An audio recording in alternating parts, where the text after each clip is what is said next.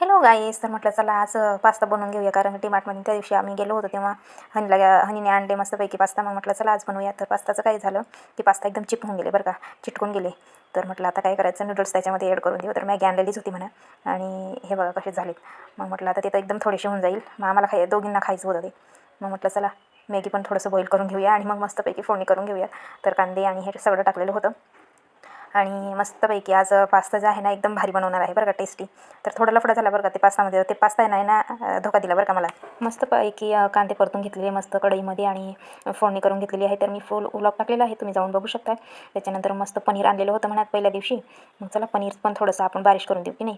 तर म्हटलं आणीला आवडतं तसं पण पनीर. मग म्हटलं चला थोडंसं पनीर पण टाकून देऊया. तर मस्तपैकी पनीर पण टाकलेलं आहे तिथं. आणि बघू शकता धमाकेदार बनणार आहेच बरं का.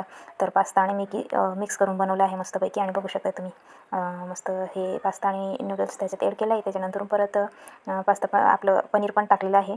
तर त्याच्यानंतर मग हनीला वाढलं आणि मला वाढलं. आम्ही दोघी मायले की मस्तपैकी एन्जॉय केला आज बरं का. तर हनीला खूप जास्त आवडतं. ती म्हणते की मॅगी बनवून दे मॅगी. म्हटलं आज मिक्स बनवून टाक. म्हटलं जाऊ द्या, असं पण ते पास्ता एकदम हे होऊन गेलेलं होतं थोडंसं.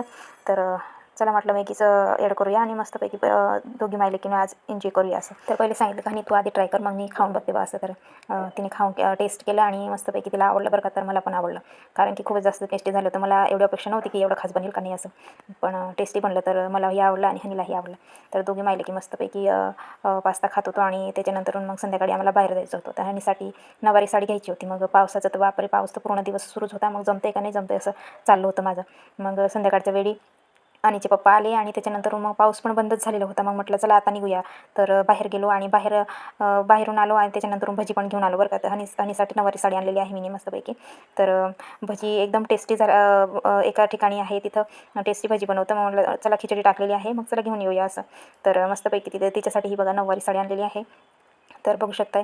तर तिचं सारखं चाललेलं होतं की मम्मी घेऊन दे. तर म्हटलं चला असं पण तिच्या शाळेत स्कूलमध्ये बोलवत आहे साडी घालून. म्हटलं आज घेऊन टाकू तिच्यासाठी. मिस न करता आपला ब्लॉग बघायलाचा आणि कमेंट करा की कसं झालं आहे कसं नाही आता, आणि नऊवारी साडी कशी आहे कशी नाही तुम्ही तिथं बघू शकता. आणि सबस्क्राईब करायला विसरू नका. बाय.